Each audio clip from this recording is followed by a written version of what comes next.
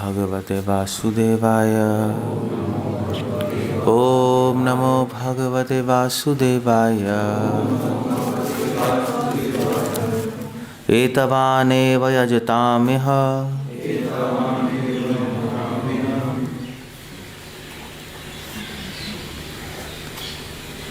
एतवानेव यजताम्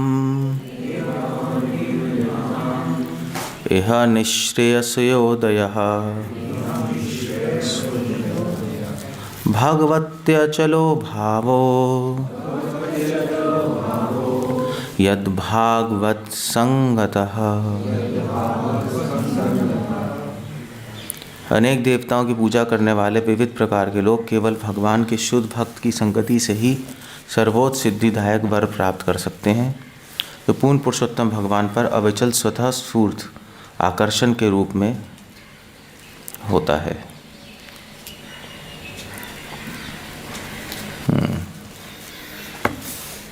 anyway, ये तो पॉपट तो बहुत ही बड़ा है। श्रील प्रभुपाद लिख रहे हैं, इस भौतिक सृष्टि में प्रथम देवता ब्रह्मा से लेकर सुचीटी तक विभिन्न योनियों के सारे जीव भौतिक प्रकृति के नियम भगवान की बहिरंगा शक्ति से बद्ध हुए हैं। श्रील सुखदेव गोस्वामी वही कंक्लूजन ही दे रहे हैं यहाँ पर कि एतावान एव यजतामिह, कि जो भी एतावान मतलब जो भी ये देवी देवता है और जितने भी देवी देवताओं की पूजा मेंशन की थी, जो भी आप देवी देवताओं से प्राप्त कर सकते हो उनकी पूजा करके। यजताम मतलब पूजा। इस जीवन में, यह मतलब इस जीवन में, यह इस जीवन में लोग अलग अलग लोग भौतिक लोग देवताओं की पूजा करते हैं और अपनी इच्छाएं प्राप्त करते हैं। निःश्रेयस उदयः, मगर वो एक तरफ और दूसरी तरफ भगवती अचलो भाव, दूसरी तरफ भगवान की अचल भक्ति, वो करने से हमें हो सकता है हमारी इच्छाएं पूरी ना हो, मगर निःश्रेयस उदया, निःश्रेयस मतलब हमें श्रेय, हमें हमारे जीवन में जीवन का लक्ष्य प्राप्त होगा। श्रेय मतलब होता है बेनिफिट होगा, बेनिफिट तो नहीं, श्रेय मतलब, हाँ श्रेय मतलब होगा कि हमारी लाइफ में मंगलमय होगा, ऑस्पिशियसनेस आएगी। सो निःश्रेय लिखा है मतलब स्पेशल ऑस्पिशियसनेस। हमारा जीवन, हमें अपने लाइफ में डायरेक्शन मिलेगी। देवताओं की पूजा करने से इच्छाएं तो पूरी हो जाएंगी, मगर आपकी डायरेक्शन लॉस्ट हो जाएगी, आप खो जाओगे संसार में और इच्छाओं में फंस जाओगे के जाल में। तो देवताओं का डिपार्टमेंट सिर्फ इच्छाएं पूरे करना होता है। आपको कुछ ये बताना नहीं है कि वो इच्छाएं बुरी हैं अच्छी हैं या आपके जीवन का लक्ष्य क्या है, उनका डिपार्टमेंट ही है। मगर अगर भगवान की भक्ति करेंगे तो निःश्रेयस, तो भगवान हमें हृदय से बताएंगे कि ये इच्छा गलत है, ये इच्छा सही है, और हमें अपने जीवन का लक्ष्य अपने भक्तों के संग के द्वारा समझाएंगे कि देखो ये मत करो, इच्छाएं ख़त्म करो, इच्छाएं पूरी मत करो। हमें लाइफ में डायरेक्शन देंगे, उसको कहते हैं निःश्रेयस। उदय, उदय मतलब जैसे सूरज उदय होता है, ऐसे भगवान की भक्ति करने से हमारे जीवन में एक विवेक उदय होगा कि माया क्या है, कृष्णा क्या है। एक हमारे हृदय में एक अपने जीवन के लक्ष्य के लिए निष्ठा उत्पन्न होगी कि ठीक है, मुझे जन्म मृत्यु से निकलना है। आपको समय आ जाएगा कि इच्छाओं का जाल, इच्छाएं पूरी करने से कोई इच्छा पूरी नहीं होती बल्कि बढ़ जाती है। इच्छाएं ख़त्म करने से हमारे जीवन में श्रेय होगा, हमारे जीवन में एक क्या कहते हैं उसको, हमें जन्म मृत्यु के चक्कर से निकल जाएंगे, वो समझ आने लगेंगी चीज़ें आपको। इसलिए निःश्रेय कह रहे हैं, निःश्रेय उदय। और ये भक्ति कैसी होनी चाहिए? भगवती अचलो भावो, अचल भक्ति। अचल भक्ति मतलब होता है कि हर स्थिति में आप भक्ति करते रहो, चाहे सुख है चाहे दुख। भक्ति से हिल नहीं रहे आप, डिविएट नहीं हो रहे, डिस्टर्ब नहीं हो रहे, करते जा रहे हो, चाहे कोई भी लाइफ में सर्कमस्टांस आ जाए, आप करते ही जा रहे हो। चाहे लाइफ में ऊपर हो रहा है, नीचे हो रहा है, इधर हो रहा है, उधर हो रहा है, फिर भी अचल आपका माइंड भगवान में अविचलित रूप से, अविचलित है, अचल मतलब अविचल। ऐसी भक्ति होनी चाहिए जिसको अप्रतिहता बोलते हैं, बिना रोके और भावों के साथ, भावनाओं के साथ।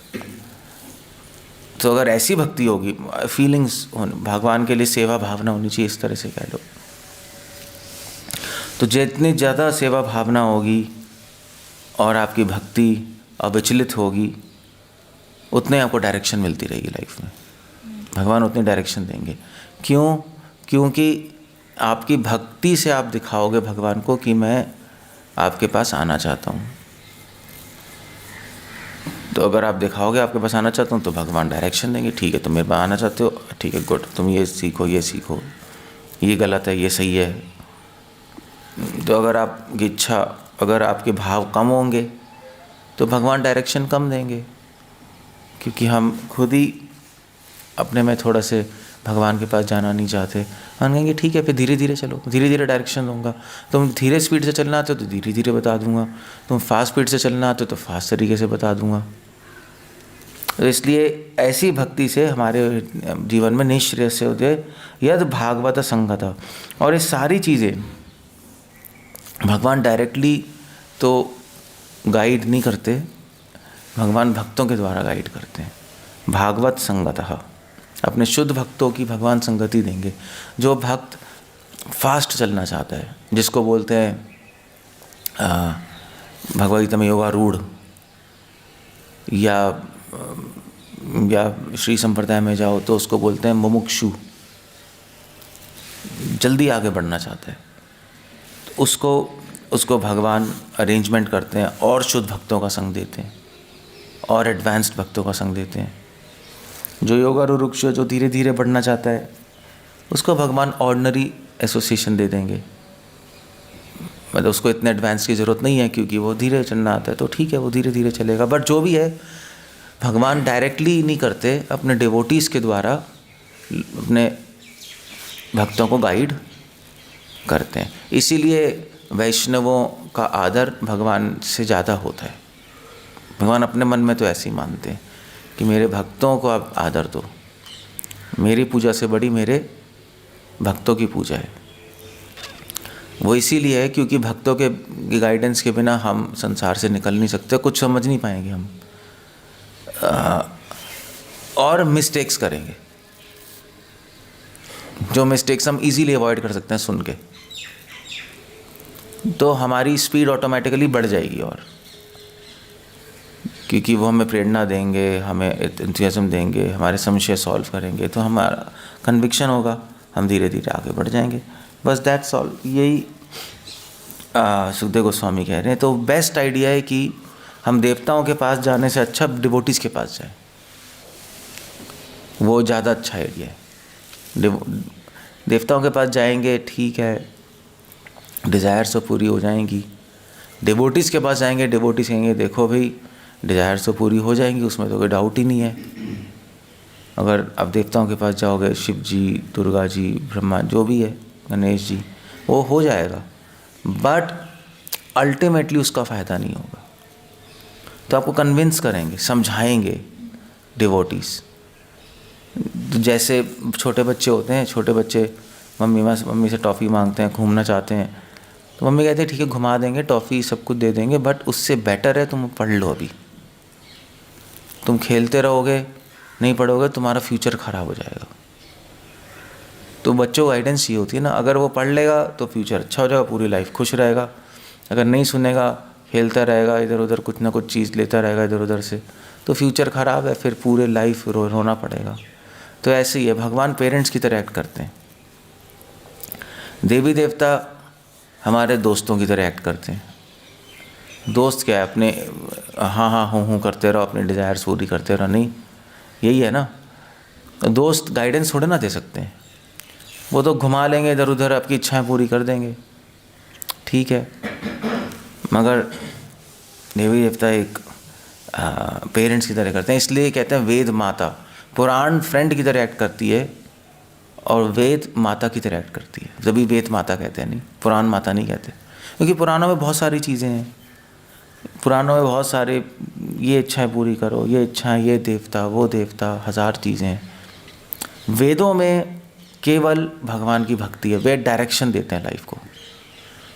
और इसीलिए गीता को गीता उपनिषद बोला गया, गीता पुराण नहीं बोला गया, जबकि पुराण का पार्ट है वो, जबकि महाभारत का पार्ट है, तो मतलब इतिहास का पार्ट है basically.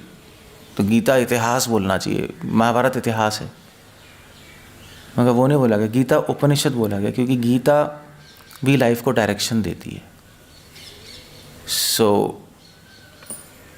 That's how it goes. Hare Krishna. कुछ पूछना, कुछ कहना? तो देवी देवता तो भगवान की शुद्ध भक्ति है। तो जैसे आप बोल रहे हो ना कि भक्तों के पास जाना चाहिए भगवान की प्राप्ति, मगर वो एक डिपार्टमेंट संभाल रहे हैं ना।